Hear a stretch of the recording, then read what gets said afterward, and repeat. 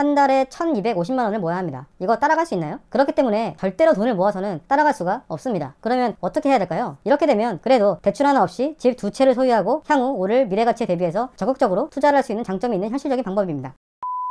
안녕하세요, 쓰과장입니다. 오늘은 평소와는 조금 다르게 아파트 투자 관련 내용에 대해서 말씀드려볼까 합니다. 참고로 이 얘기는 제가 하는 얘기가 아니라 부동산계에서 매우 유명하신 분이 말씀하신 내용이고, 영상 끝부분에 어느 분이 말씀하셨는지에 대해서 공개를 해드리오니 꼭 끝까지 시청해주세요.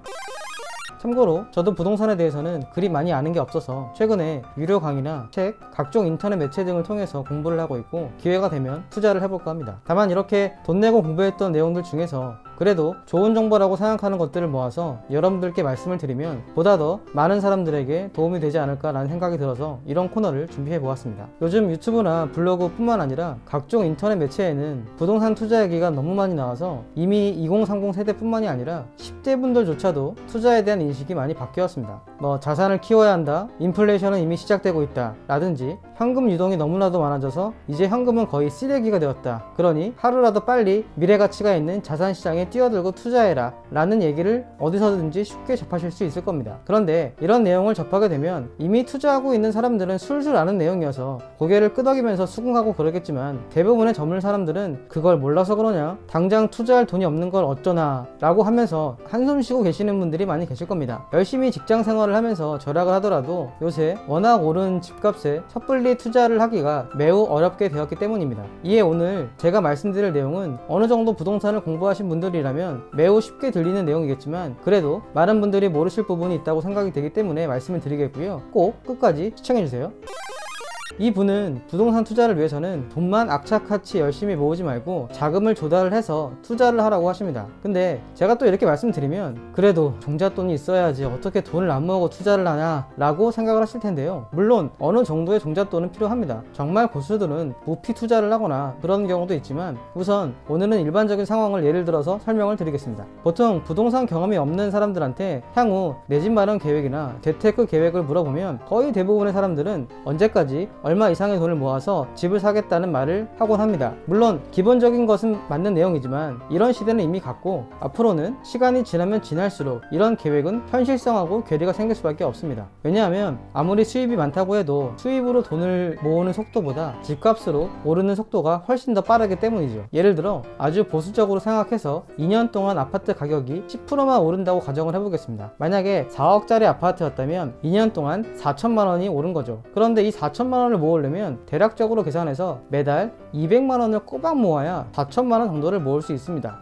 수입이 많은 분들이야 이 정도 금액은 충분히 모을 수 있을 것이라고 말씀하실 수도 있지만, 이거는 어디까지나 보수적으로 잡아서 10%로 본 것이고요. 최근에 서울과 수도권 입지 좋은 아파트는 과거 2년 동안 아무리 못해도 30% 이상은 올랐습니다. 4억 원 기준일 때 30%면 1억 2천만 원이 오는 거고, 그러면 2년 동안 매달 500만 원을 모아야 합니다. 만약에 집이 10억이라면 30% 올랐다고 하면 3억이 오른 겁니다. 그러면 계산해보세요. 한 달에 1250만 원을 모아야 합니다. 이거 따라갈 수 있나요? 그렇기 때문에 절대로 돈을 모아서는 따라갈 수가 없습니다. 그러면 어떻게 해야 될까요? 여러 가지 상황의 경우를 말씀드리면서 설명을 드리겠습니다.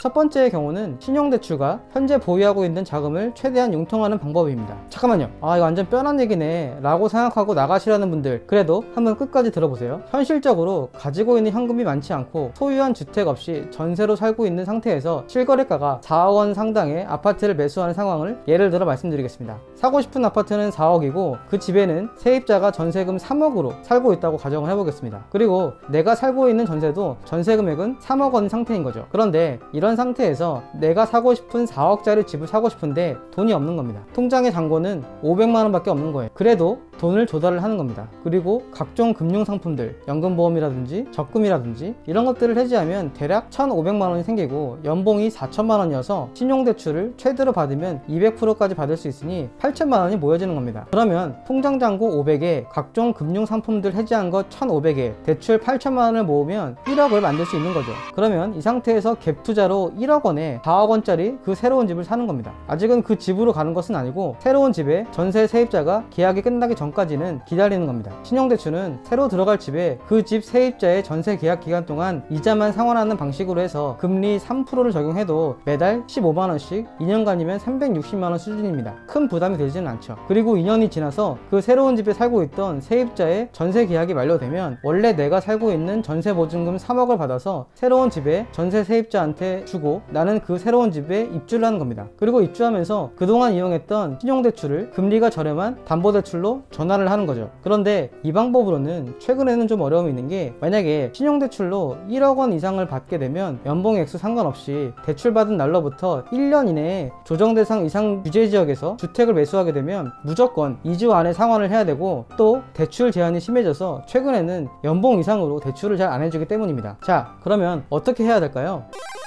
다른 방법으로는 전세자금 대출을 활용하는 전략이 있습니다. 현재의 전세자금 대출의 규제 내용은 전세자금 대출을 받아서 투기지역이나 투기과열지구 혹은 이 두 개가 동시에 지정된 지역에서 3억 원을 초과하는 주택을 매입하면 대출로 받았던 전세자금 대출을 액수에 상관없이 전액 회수당하게 됩니다. 그러면 이때 현실적으로 생각해 볼 수 있는 방법은 두 가지가 되겠죠. 첫 번째로는 투기과열지구에서 매매가가 3억 원이 넘지 않으면서 미래가치가 있는 아파트를 매수하면 되겠죠. 근데 투기과열지구에서 3억 원이 넘지 않은 아파트는 진짜 찾기도 힘들 뿐더러 설령 찾았다고 하더라도 올라갈 미래가치가 충분하지 않습니다. 그래서 투기지역이 아닌 조정대상 지역이나 비조정대상 지역은 전세자금 대출로 대출 제한이 없기 때문에 여기로 눈을 돌려서 미래가치가 있는 아파트를 매수를 하는 겁니다. 아직 조정대상 지역 및 비조정대상 지역에서는 미래가치가 있는 아파트들이 있기 때문이죠. 또 다른 방법으로는 내가 집이 있을 경우에 살고 있는 집을 전세를 주고 그 전세금을 가지고 활용하는 방법입니다. 이 방법은 어느 정도 면적이 있는 가족 단위보다는 1인 가구를 구성한 사람이 주택을 한 채 이상 소유한 상태에서 유용하게 활용될 수 있겠는데요. 왜냐하면 내가 거주할 집을 마련하는데 큰 자금이 필요하지도 않고 담보대출을 받아서 주택수를 늘리게 되면 대출이 즉시 회수되기 때문입니다. 일단 집 한 채를 소유한 1인 가구가 자신이 살던 집을 전세로 줍니다. 최근에 전세가격 폭등으로 인해서 서울과 수도권 웬만한 지역은 대부분 전세가율이 80% 이상인데 집이 3억 원 기준이면 전세를 주고 2억 5천만 원 정도의 돈이 생기는 거죠. 이 돈을 가진 상태에서 선택지는 두 가지가 있겠습니다. 기존에 살던 지역에서 더 안 좋은 곳으로 가냐 혹은 더 좋은 곳으로 가냐라는 두 가지 선택길이겠죠. 첫 번째는 기존에 살던 지역보다 입지적으로는 안 좋지만 미래가치가 있는 앞으로 더 오를 아파트로 가는 겁니다. 이렇게 현재보다 입지적으로 안 좋은 곳으로 가면 기존에 살던 지역에서 전세 가격이면 아파트 한 채를 대출 없이 살 수 있고 그 집에서 내가 거주를 하게 되는 거죠. 아니면 이번에는 반대로 기존에 살던 지역보다 입지적으로 우세 지역으로 가는 겁니다. 더 좋은 지역에 전세를 끼고 갭 투자를 하고 나는 월세방에 따로 거주하는 방법이죠. 내가 살던 기존의 집에서 전세를 주면서 생긴 2억 5천만 원 중에서 일부는 갭 투자로 집을 사고 일부는 내가 거주할 작은 월세방을 구하는 겁니다. 이렇게 하면 아무래도 집값이 오를 가능성이 훨씬 높아서 수익성은 올라가겠지만 내가 거주할 환경이 불편하게 되는 단점이 있겠죠. 그런데 기존에 살던 집이 한 채라도 이미 담보대출을 받은 상태일 수도 있겠는데요. 그럴 때는 방금 말씀드린 첫 번째 방법과 두 번째 방법을 혼합하시면 됩니다. 기존 집을 전세로 주고 생긴 돈으로 크게 3등분 분할을 합니다. 일부는 현재 설정된 담보대출을 상환하고 또 일부는 내가 거주할 작은 월세 보증금에 활용해서 월세방을 구하는 거죠. 또 나머지 돈으로 현재보다 입지적인 우세가 아니라 입지적으로 열세인 지역으로 이동해서 전세를 끼고 주택을 매수하는 방법입니다. 이렇게 되면 내 주거 환경이 불편해지는 단점이 있지만 그래도 대출 하나 없이 집 두 채를 소유하고 향후 오를 미래가치에 대비해서 적극적으로 투자를 할 수 있는 장점이 있는 현실적인 방법입니다. 자,